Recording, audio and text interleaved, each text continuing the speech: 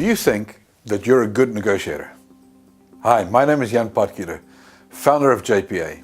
And here at JPA, we're business negotiation experts who help professional buyers and sellers to gain the clarity, confidence, skills and tools that they need to blast past their objectives.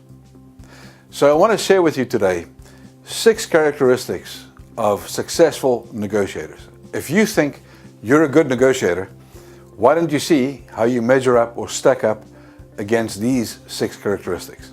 Over the past 15 years, we've done the research. I've had the opportunity to work in more than 54 countries. I've trained face-to-face, approaching 10,000 people in a small setting, groups of 12 or 15 at a time.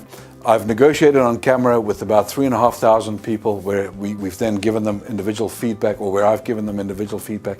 And why I tell you this is because it's provided me with the opportunity to bring perspective to what is good negotiation and what isn't good negotiation.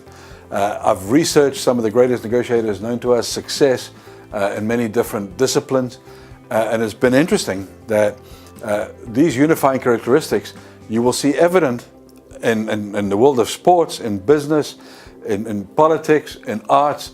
Anywhere where there's excellence, you'll see these 6 characteristics in evidence in one shape or form or another. The first one, certainly in the context of negotiation, if you're a good negotiator, then you've got people down. You understand people, you know how to pull the best from people. You know, it's interesting, certainly in my life, and I'm sure it's the same in yours, we go through so much formal education, which involves us learning about stuff, learning about things. So little of that education focuses us on learning about people. You know, you go through 12 or 13 years worth of schooling, then you go through further formal education, maybe you do a degree, maybe you do a doctorate, maybe you do some informal training at work, but precious little of that training focuses on understanding people, right? So it's no wonder that we have such difficulty. If you're anything like me, most of your problems in life are caused by people, right? There's 3 big problems that people have in life. One is money. That seems to be universal, applies to old or young. People, once again, is probably the biggest problem that everybody shares. You know, think about your own issues in life. They probably involve people. And the third one is health. That normally becomes more of an issue the older people get. But given that that's the case, given that people are such a pivotal part of doing life, it's interesting that so few of us have made the connection that your success in life is really connected to your ability to deal with people. The same is true in negotiation. Your deals are done by people. We negotiate with people, even though we have all this technology. Ultimately, it's people that determine our level of success. So your ability to get somebody to sign a check, your ability to get somebody to unblock a stoppage, to move things forward, all of those depend on your people skills. So people who are very good, excellent negotiators demonstrate unusual people skills. The second one is teachability. So the second characteristic that we see that's displayed by anybody who's achieved excellence in deal making is that they're teachable. They submit themselves to learning, to correction. We see this in evidence so often when we look at the top performers in corporations, when we look at the top performers in arts, in sports, in politics. They're all surrounded by coaches, by instructors, by consultants, because they know that the difference between good and great is paying attention to the detail. You know, it's been said that you will never truly master that which you think that you're good at. Right? So you will never become a master at that which you think you're good at because you don't think that you can improve that which you're good at. So think about it. You know, one of the things that impresses me most, actually I've had the opportunity to work as a marshal at some professional golf tournaments. You know, I'm the guy who stands up and says, "Quiet, please." But I've had the opportunity then to see what some of these pros, some of the best players, some of the top 10 players in the world, what they do around playing tournament golf. What they do is they go hit balls before they go out on the course, sometimes for a couple of hours. And then what they do when they come off the course is they go hit some more balls, right? Repetition is the mother of skill. But what's really interesting for me is that they are so committed to learning and looking for the edge that they never give up their hunger for knowledge, for the next edge, for the next thing to do. So you have to remain humble, you have to remain teachable if you want to be good. The third characteristic is the characteristic of ambition. So you've got to have heightened ambition. It's not possible for you to be successful if you don't want to be successful, right? If you want to move to the next level, you've got to want it. And that means probably you have to be prepared to pay a price for it. There's no success without a price. If you're going to win the gold medal at the Olympic Games, it's not going to be good enough to sleep late and to not eat right and to do the things that everybody else does. You're going to have a desire that motivates you to be prepared to go the extra mile. It's been said the extra mile has no traffic because there's so very few people there.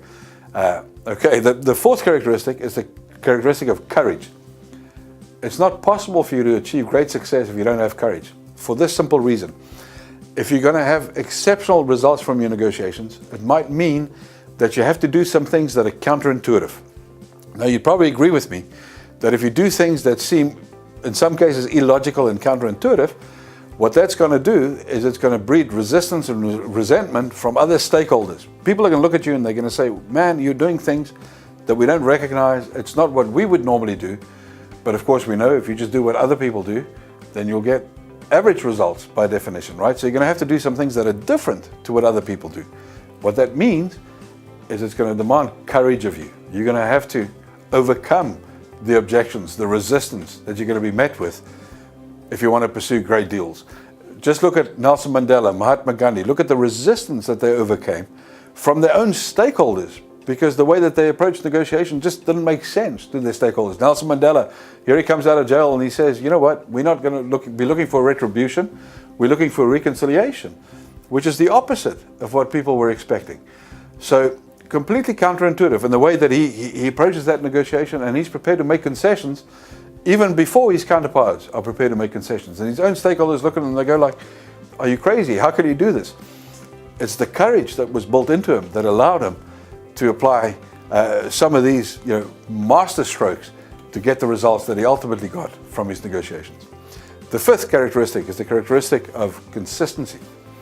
We see people who are successful. As a matter of fact, it's not possible for you to achieve success without consistency. That means success is achieved not in one big fell swoop, but little by little, day by day. In the context of negotiation, this means you got to bring structure to the way that you prepare for your negotiations. You have to bring discipline to the way that you get ready to negotiate. You got to have a checklist. You got to bring due diligence to the way that you do things. It's not possible for you to improve what you're doing unless you measure it, right? The way you bring a means of measurement to your negotiation is by being consistent in the way that you get ready for your negotiations.